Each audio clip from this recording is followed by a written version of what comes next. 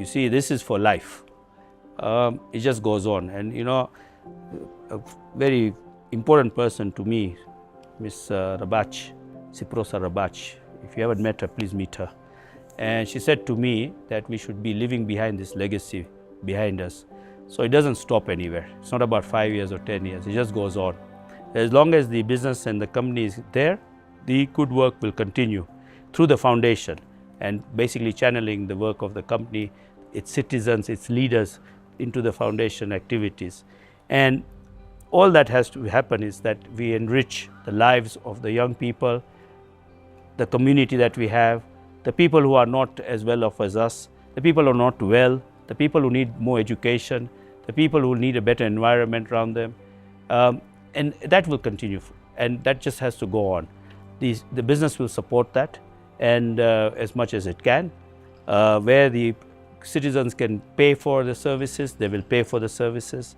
If they cannot pay, then we will find partnerships with different organizations who have similar visions but cannot deliver that vision through their own means, but they can deliver the vision through us.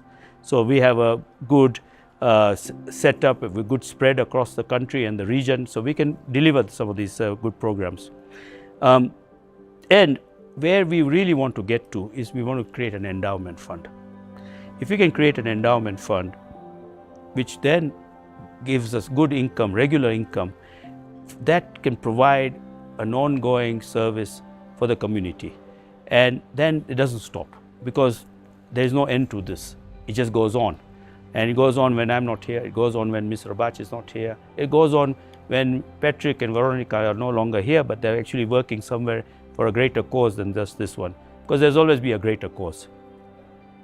I think we do a good work, we do a lot of good work, and we've done a lot of good work in Mariakani, Kilifi County.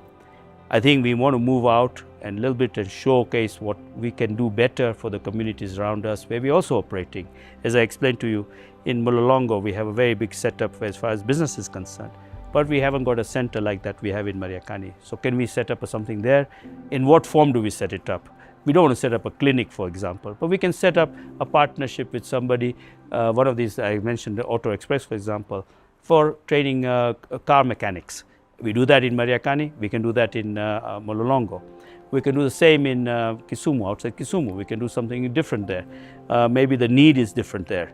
And maybe it's no longer the environment that needs looking after. The schools are all well looked after, the roofs are clean and the schools are intact. But maybe in Kisumu we need to talk about a different sort of education. And that if we can identify, we will then what we do is roll out some of the programs that we roll out in Mariakani. And we don't have to roll them out every month, but we can roll them out differently at each area in the different counties that we have in Kenya. We have a partnership with the National Uganda Forestry Commission in Uganda. And we have got a piece of land they've given us, like about 10 acres where we must forest. That's great. We can reforest the forest.